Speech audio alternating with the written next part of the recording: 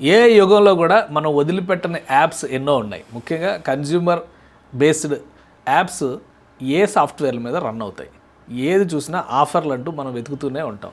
So ఈ నడిచేటువంటి సాఫ్ట్వేర్లు ఏంటి, అవి తెలుసుకుంటే మనకి కలిగేటువంటి కెరియర్ ప్రయోజనాలు ఏంటి తెలుసుకునే ప్రయత్నం చేద్దాం. మనతో పాటు కృష్ణారెడ్డి గారు ఉన్నారు.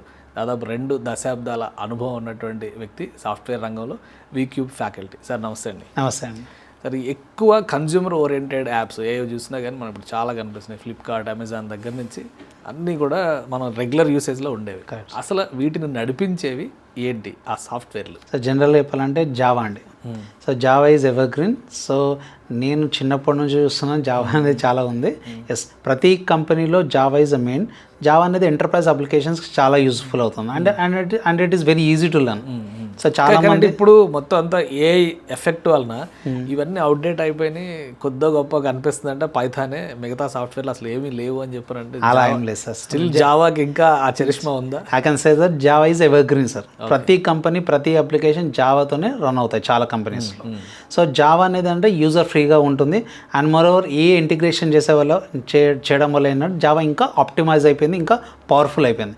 ఇప్పుడు ఎవరైతే డెవలపర్స్ కెరియర్ చూస్ చేసుకుంటున్నారో వాళ్ళు జావా ఈజ్ ఆప్ట్ అని చెప్పొచ్చు. సార్, జావా నేర్చుకోవాలంటే ఎక్కడి నుంచి స్టార్ట్ చేయాలి, అది ఎక్కడ ఉపయోగపడుతుంది మనకి? సో జావా నేర్చుకోవాలంటే డెఫినెట్గా అంటే ఒక స్టూడెంట్కి logical thinking is very very important. So ప్రతి ప్రోగ్రామింగ్ లాంగ్వేజ్ అంటేనే logical thinking. So logical thinking ఉంటే ఈజీగా ప్రోగ్రామ్ని వాడుకోవచ్చు. లైక్ బేసిక్స్ నుంచి నేర్చుకోవాలి. సో వీక్యూబ్ ఏంటి అంటే ఒక ప్రాసెస్ ఫాలో అవుతుంది. సో ఎవరైతే స్టూడెంట్స్ వీక్యూబ్లో వస్తారో వాళ్ళకి బేసిక్ లెవెల్ నుంచి అడ్వాన్స్ లెవెల్ వరకు చెప్తాం. So will start with very very basics, oops concepts అవ్వచ్చు, మల్టిపుల్ కాన్సెప్ట్స్ ఉన్నాయి. అది చేయించుకుంటూ ప్రాజెక్ట్స్ వైపు తీసుకెళ్తాం. ఒక నార్మల్ స్టూడెంట్ మా కోర్స్ ఎండింగ్ అయ్యే వరకు ప్రాజెక్ట్ బేస్డ్ అప్లికేషన్ రన్ చేసే విధంగా వీల్ ట్రైనింగ్ దెమ్.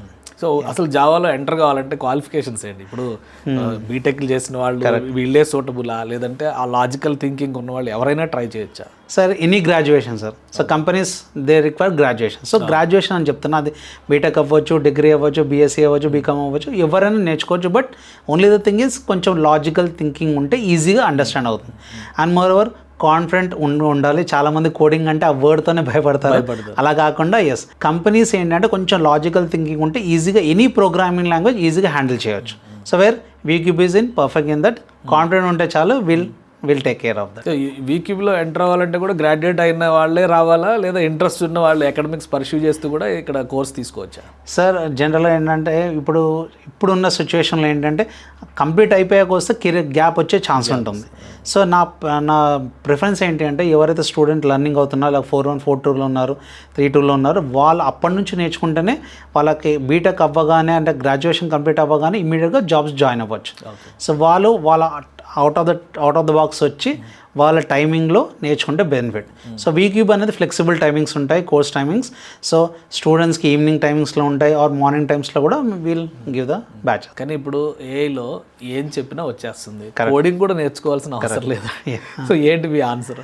సార్ ఏ అంటారు కానీ ఏ మళ్ళీ వ్యాలిడేషన్ ఎంత కరెక్ట్గా పర్ఫెక్ట్గా చెప్తుందో అంతే అబద్ధం కూడా చెప్తుంది సార్. సో ఏ వల్ల ఎంత బెనిఫిట్స్ ఉంటాయో అంత డిసడ్వాంటేజెస్ ఉంటాయి. ఫర్ ఎగ్జాంపుల్ నేను కోడ్ ప్రాంప్ట్ ఇచ్చేసి నాకు కోడ్ వచ్చేస్తుంది, కోడ్ అప్లికేషన్ రన్ అవుతుంది. బట్ ఏదైనా బగ్ వస్తే AI cannot fix it. So AI can flag it, there is an issue.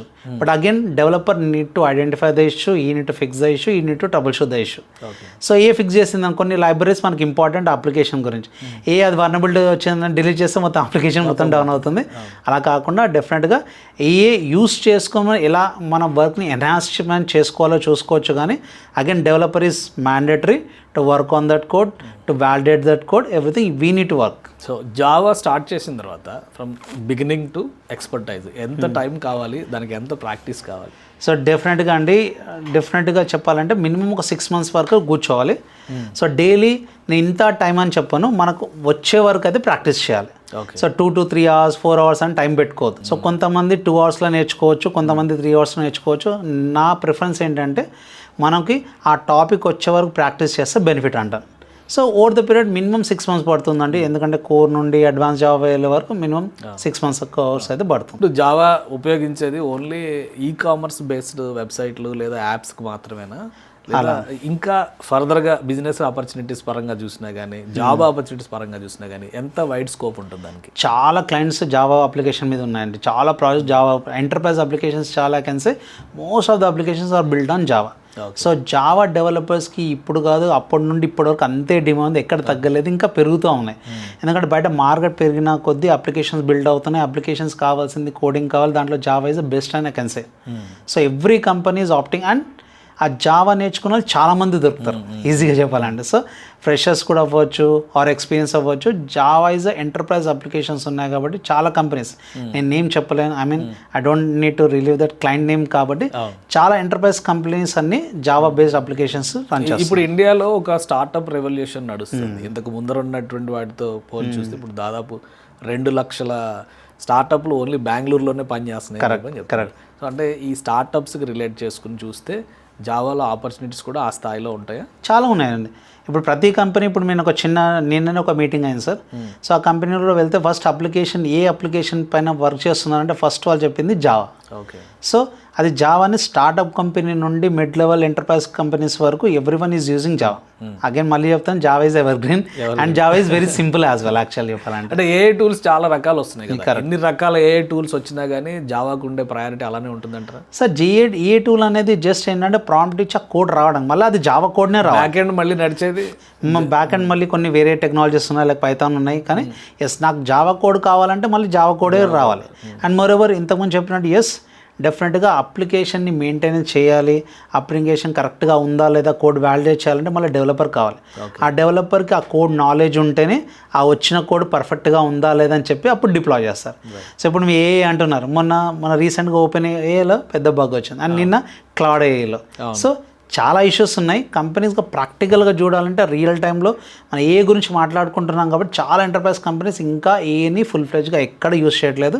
They need developer need to handle that. Only public usage మాత్రమే అంతే.